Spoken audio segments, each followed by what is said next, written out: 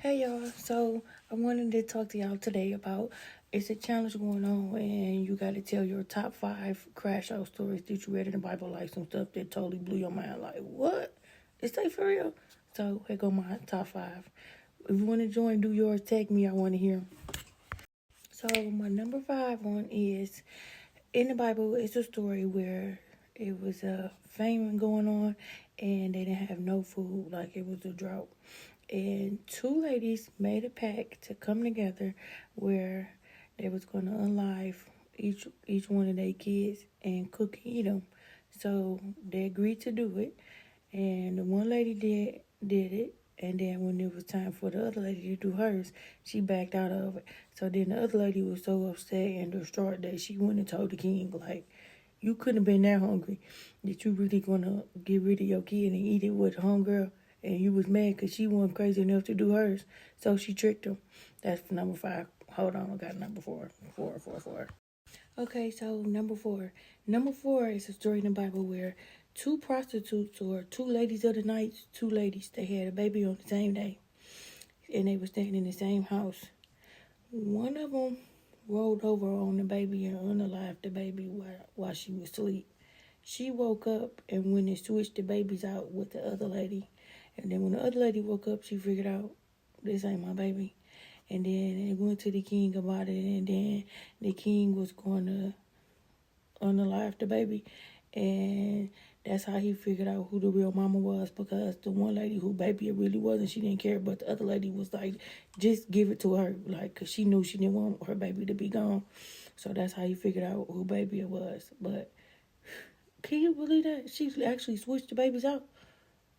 Okay, come back. I'm on number 3. Number 3. Okay, so this is a story in the Bible where the prophet Elisha was walking and some kids started teasing him about his bald head, and he was so like mad that he actually cursed the kids. He cursed them, and the bear came out and unalived all the kids because they was speaking with him, talking about he was a bald head. So that was just like, what, the kids, like, you know how kids be. But again, I guess it goes to what, do my prophets no harm, touch not my anointed.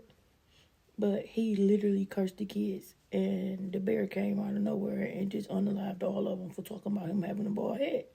So again, be careful about the people who you talk about and pick on, because you never know who is God people and who ain't. Okay, well, number 2. Ruth and Naomi. Okay, so we all know that Ruth and Naomi was mama-law, daughter-law. Mama and daughter-in-law, right?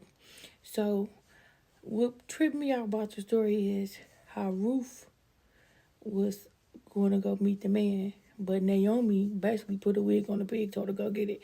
Ruth actually got all these tips on what to do from her mother-in-law. Naomi told her to go wash her behind, go put on her fine garments, wait on the man Boaz to actually go eat his food after harvest time. When he eat his food and he get full and he have his drinks, and wait till he go get in the bed and lay down, and then she supposed to stand at the foot of his bed and unrobe herself. So this is what really gets it to me, because nowadays people frown upon ladies asking the men to marry them. But in the Bible, when Ruth took her robe off at his feet, that was her symbolizing asking him to marry her. And then he told her that he had to wait because he wasn't the next in line to marry her. He had to make sure that it was going to be okay. And he actually didn't want people to look at her like she was a lady of the night. So he gave her some, I think they said wheat and barley to take home so people won't see her leaving his place late at night or whatever. So they won't think she was just there for doing doing no good business.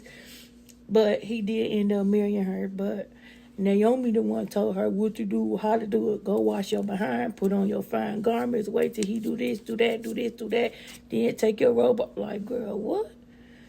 So Naomi kind of set everything up a little bit, but that sounds like a pimp to me. But that's my number 2. I got one more. My number 1 next. Okay, y'all. Number 1, last but not least. This is about the story of Jacob. So Jacob had a brother, and They daddy was finna bless the brother, and Jacob mama helped him trick the daddy to making him believe that he was the other brother. But the other brother, they said, had hairy skin and stuff. Jacob literally put animal skin on his arms and stuff, so when the daddy touched him, he would feel the hairy skin and think that he was the other brother. Like, I couldn't believe he did that, but he actually did do that. And he stole his brother's birthright. Like, his daddy blessed him thinking he was the brother, but he wasn't. But his mama helped him. And the daddy had told him to go out in the field and unalive some kind of animal and then bring it back, and they was going to prepare for a meal. But the mama went and made a meal and gave it to Jacob to give to the daddy, so the daddy would think he was the brother too. Like, they literally tricked the daddy. But Jacob ended up getting tricked too, because even after that, Jacob wanted to marry his cousin, and he went to the uncle and asked for the lady hand in marriage, which was Rachel, and he agreed to work for the uncle for 7 years. And after the 7 years is up, he wanted to get married to Rachel. They made a deal. And after the 7 years, the uncle gave up a daughter, but not the daughter that Jacob had worked him 7 years for.